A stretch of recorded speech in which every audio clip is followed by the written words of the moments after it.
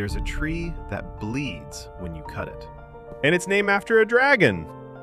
This is the dragon blood tree, and it looks like something from another world. Its branches spread out like an umbrella, helping it survive extreme heat. But here's the crazy part.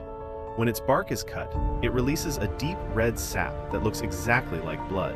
People have used this blood for medicine, dye, and even paint for centuries. It actually helps protect and heal the tree itself. And the wildest part? These trees only grow in one place on Earth,